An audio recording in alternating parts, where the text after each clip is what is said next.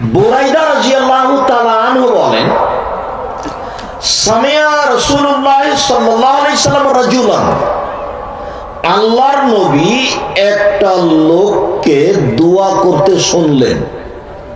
আল্লাহর নবী শুনলেন যে একটা লোক দোয়া করছিল, প্রার্থনা করছিল। প্রার্থনাতে লোকটা বলল, আল্লাহুম্মা ইন্নী আসআলুকা বিআন্নাকা আনতাল্লাহ, হে আল্লাহ আমি তোমার কাছে চাই, এই জন্য যে তুমি আল্লাহ, এই জন্যই তো চাই।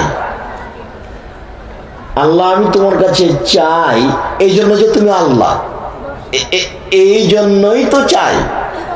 আল আহাদুস সামাদুল্লাযী লাম ইয়ালিদ ওয়া লাম ইউলাদ, লা ইলাহা ইল্লা আনতাল আহাদুস সামাদুল্লাযী লাম ইয়ালিদ ওয়া লাম ইউলাদ ওয়া লাম ইয়াকুল লাহু কুফুয়ান আহাদ। তুমি ছাড়া কোনো মাবুদ নেই, তুমি একক, নিরপেক্ষ, মোকাবেক্ষহীন। তিনি কাউকে জন্ম দেননি, তিনি কারো থেকে জন্ম নেননি, তার সমকক্ষ কেউ নেই। এই পর্যন্ত লোকটি বলল।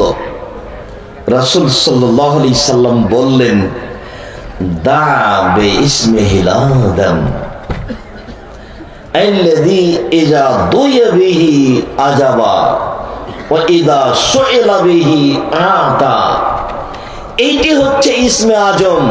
লোকটি ইসমে আজম দিয়ে দোয়া করেছে, লোকটি ইসমে আজম দিয়ে দোয়া করেছে, লোকটি ইসমে আজম দিয়ে দোয়া করেছে।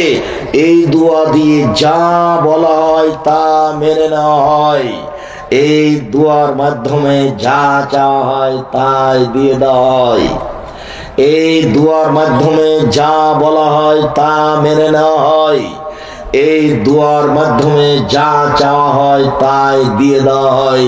এটাই হলো ইসমে আজম। আল্লাহ আল্লাহ, এটা ইসমে আজম নয়। একটা লোক এই দোয়াটা দিয়ে দোয়া করছিল, তখন রাসূল সাল্লাল্লাহু আলাইহি ওয়াসাল্লাম এই কথা বললেন, দরুদ আছে, এটাও আছে, ইসমে আজম দিয়ে দোয়া করেন। দোয়া তো পড়ে আছে, হাদিস তো তিরমিজিতে আছে, 1450 বছর থেকে আছে। আপনার তো মুখস্থ নেই, আপনার কত ব্যস্ততা আছে।